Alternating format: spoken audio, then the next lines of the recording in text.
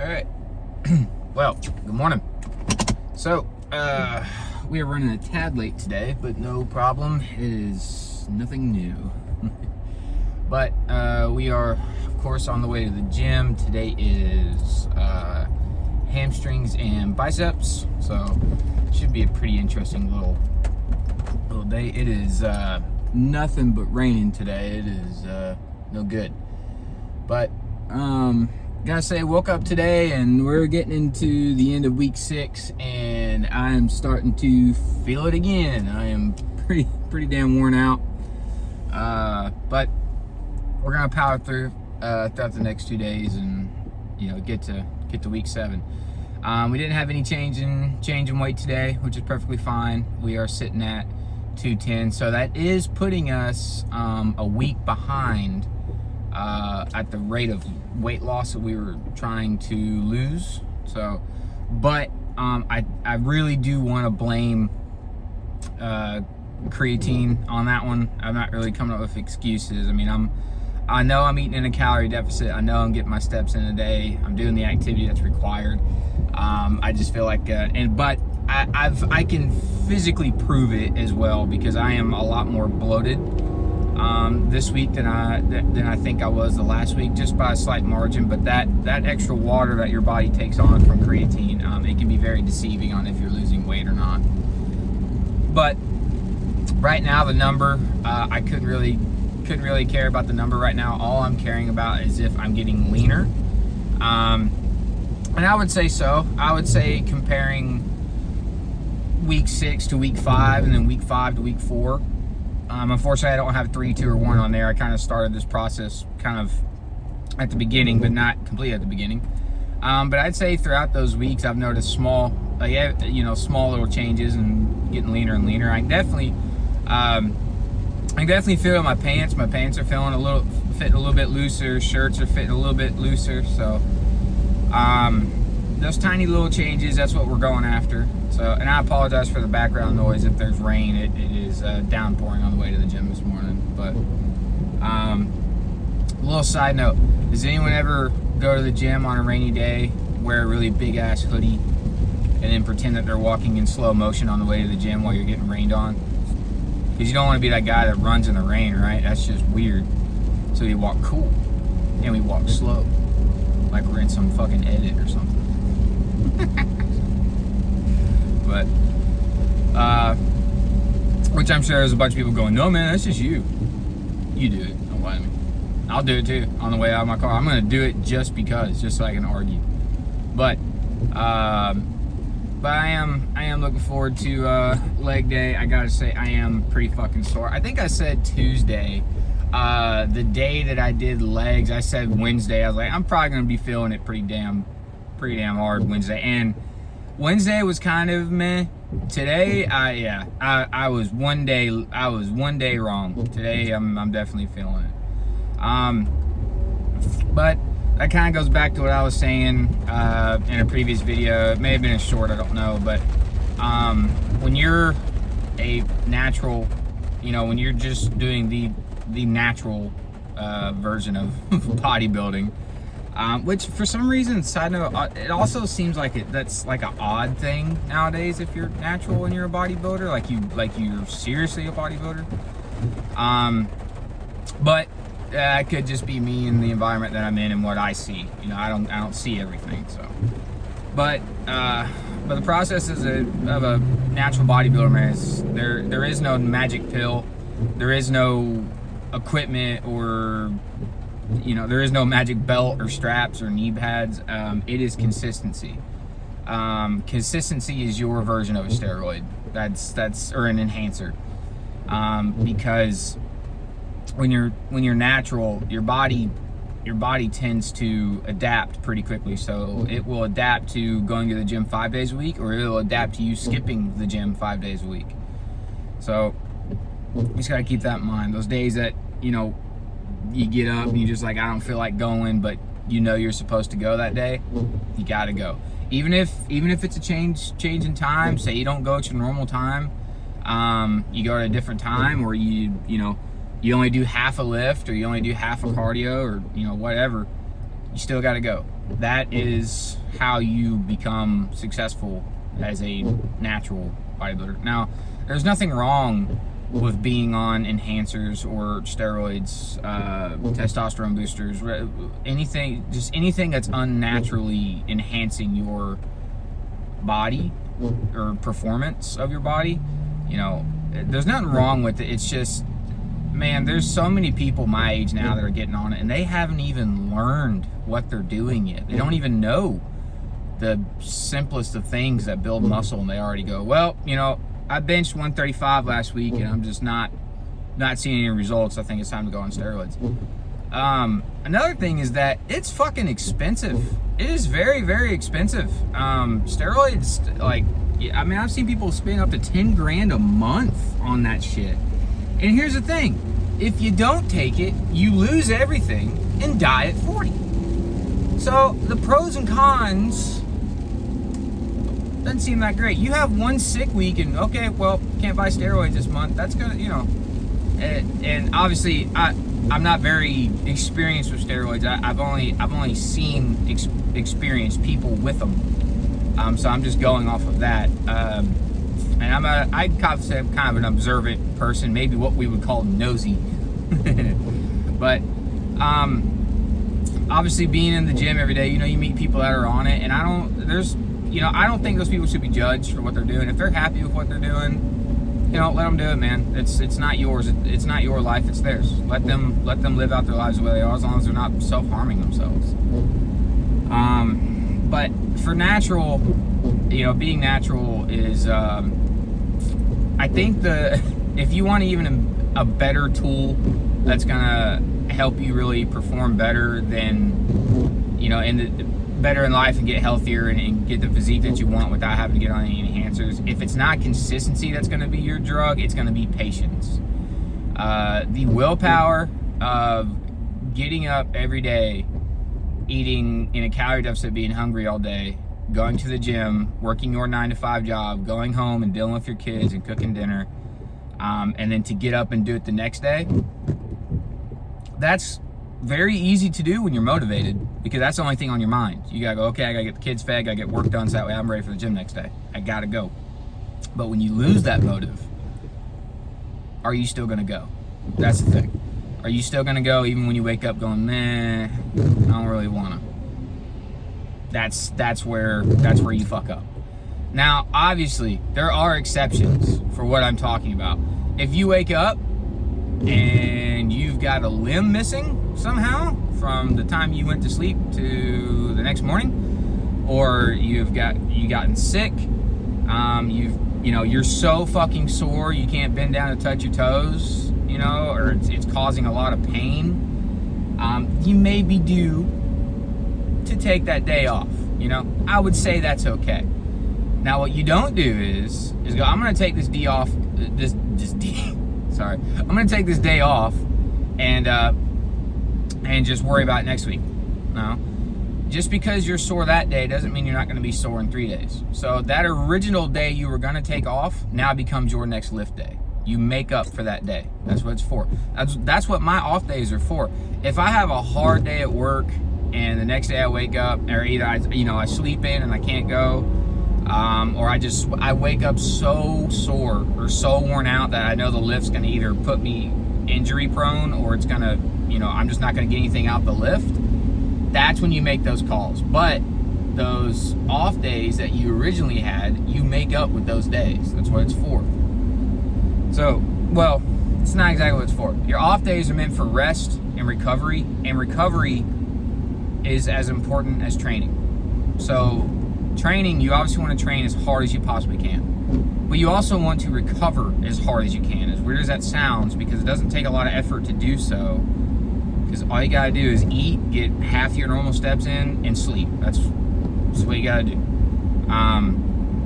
But sometimes that's easier said than done. But if you want to be able to train hard and you want to increase that intensity of how hard you train, you have got to recover hard. You've got to make recovery as much of a priority as you're training throughout the week.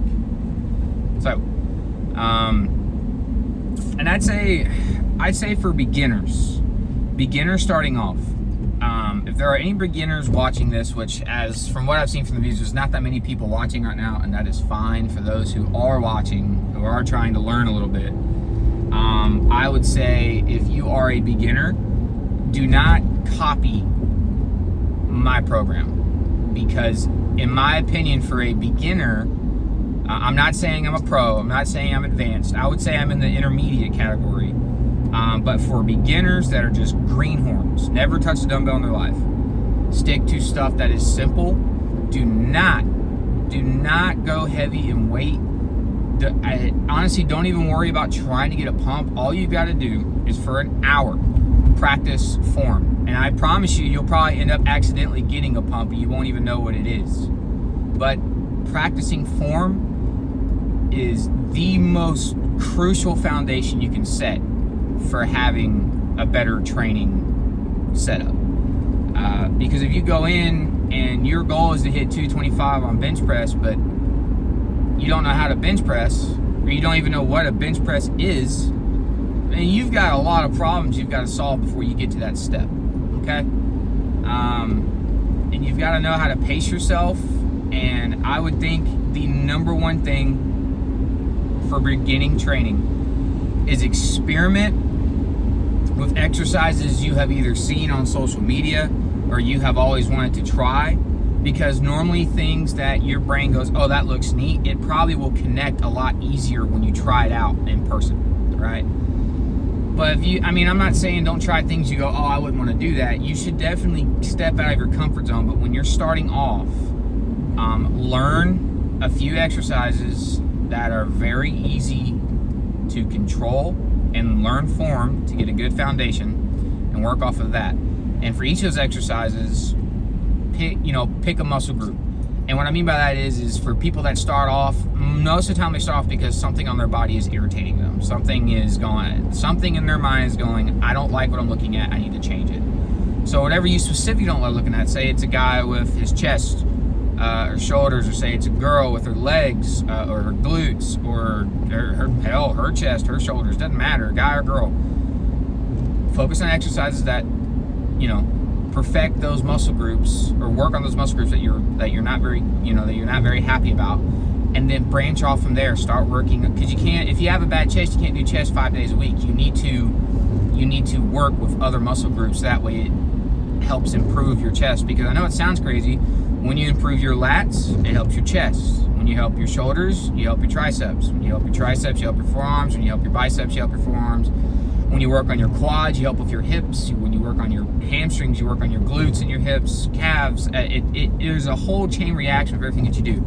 My thing that I would say you want to take extremely seriously is any form of back training. Learn how to control weight and contract your back, so that way you know what you are moving on your back. There is so much on your back that needs to be learned to actually how to control all those muscles in your back. But another thing is that your back has a thing to where it has a dominant portion and a non-dominant. And most people that have no weight training experience at all, their most dominant part of their back is their lower back. That's what one takes over first. And there are exercises that if you use your fucking lower back, you are going to be in some severe trouble.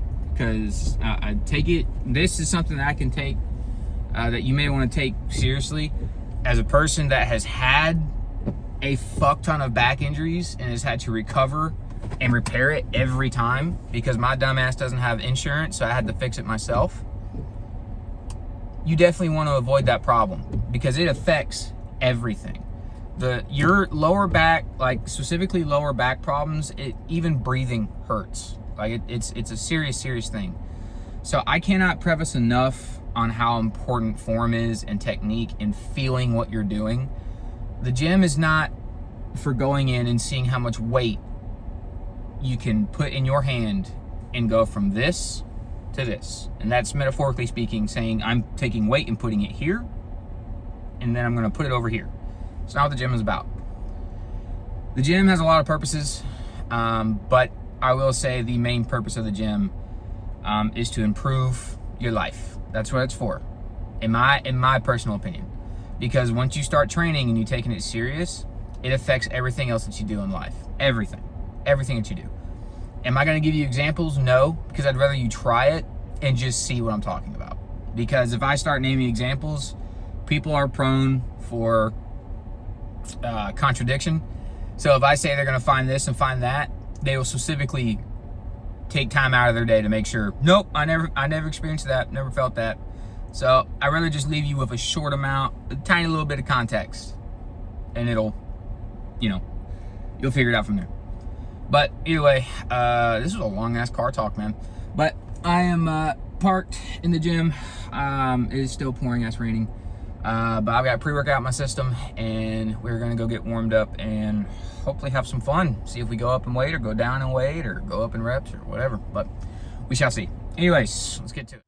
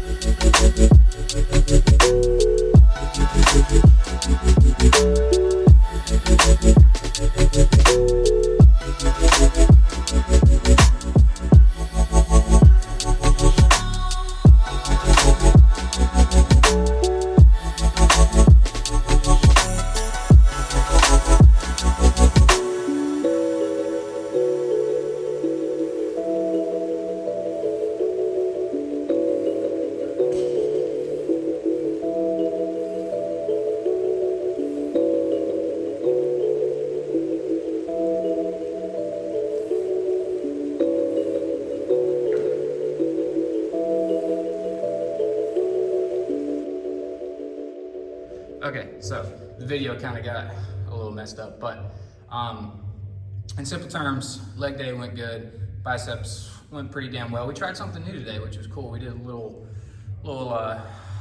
drag curl, which was nice.